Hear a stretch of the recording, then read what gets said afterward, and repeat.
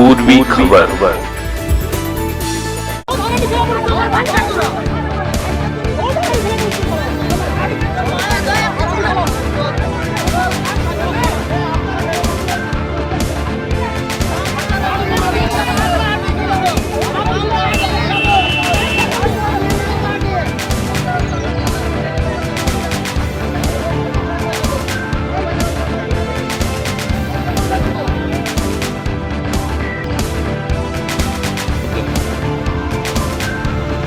কি অবস্থা দেখুন গরুগুলো।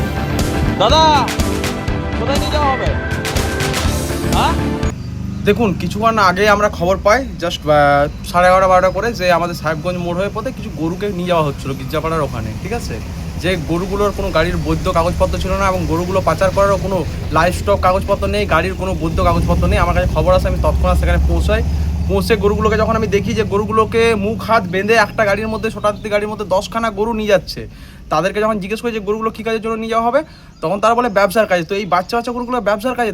লাস্টে যখন আমরা তাকে বলতে থাকি যে কী জন্য নিয়ে যাওয়া হচ্ছে, তো তখন তারা উত্তর দেয় যে কুরবানির জন্য এই গরুগুলোকে নিয়ে যাওয়া হচ্ছে। আপনারা ভাবুন, দুটো জেলার বর্ডার, বাঁকুড়া পশ্চিম বর্ধমানের বর্ডারে, গোটা বাঁকুড়া থেকে গরুগুলো কিনে তারা পশ্চিম বর্ধমানে পাচার হচ্ছে, নিয়ে যাওয়া হচ্ছে কাটার জন্য, জবাই করার জন্য কুরবানিতে। কোনো পুলিশ প্রশাসনের চোখে পড়েনি, কেউ দেখতে পায়নি। আজকে ভাবুন তো সাধারণ মানুষের জীবন কতটা ভয়ঙ্কর রূপে আছে। যদি এগুলো আগ্নেয়াস্ত্র হতো, যদি আমাদের রানীগঞ্জ এলাকা বা আসানসোল এলাকার মধ্যে ঢুকতো এই রাস্তা দিয়ে, তো পুলিশ প্রশাসনের ঘুম ভাঙতো না। গাড়িটার কোনো বৈধ কাগজপত্র নেই। আপনি দেখুন, বাইকে যদি হেলমেট না পরে 1000 টাকা ফাইন, কিন্তু গাড়িতে কোনো কাগজপত্র না থাকার পরও পুলিশ প্রশাসনের কাছে একটাই প্রশ্ন করবো, কী করে এই গাড়ির মধ্যে গরু পাচার হচ্ছে? পুলিশের চোখে পড়ছে না? এতটাই উদাসীন পুলিশ প্রশাসন, নাকি আবার গরু পাচার চক্র আবার জেগে উঠেছে অনুব্রত মণ্ডলের? জানি না, উত্তর পুলিশই দিতে পারবে। আমরা গাড়িগুলোকে আটকে রাখি কিছুক্ষণ এবং পরে পুলিশ প্রশাসন আসে এবং পুলিশের হাতে গরুগুলো তুলে দিই। আমরা আবেদন করি যদি আপনারা গরুগুলোকে রাখতে পারবেন তো ভালো, নাহলে আমরা গোশালায় দেওয়ার ব্যবস্থা করি। তো পুলিশ প্রশাসন জানাই যে আমরা গোশালায় দেবো এবং গাড়ির ড্রাইভার সমেত গাড়ির মালিক যেখান থেকে গরুগুলো কিনেছে প্রত্যেকের নামে কেস দিতে হবে। লাইভ স্টক কাগজ নেই গাড়ির, গাড়িটার কোনো রকম কোনো পেপারস বা কোনো কিছুই নেই গাড়িটার।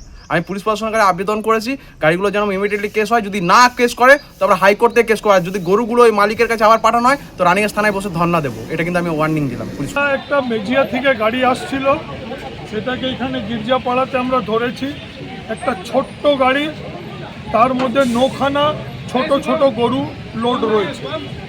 এই গরু নিয়ে যাচ্ছে এরা আসানসোল, বলছে পারব আছে, গরু কাটবে। তো সেটাকে আমরা এখানে আটকেছি। আমরা এদেরকে গরুকে আসানসোল নিয়ে যেতে দেব না, গরু হত্যা করতে আমরা দেব না।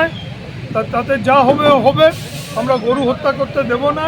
গরুকে আমরা দেখছি, দরকার পড়লে আমরা গোশালা, যে কোনো গোশালাতে আমরা গরুকে পাঠাবো। এই ব্যবস্থাটা, এই সিদ্ধান্তটা আমরা নিয়েছি।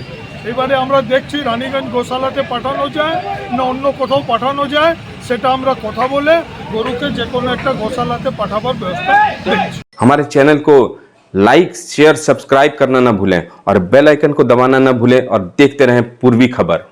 पूर्वी खबर, नजर सब पर।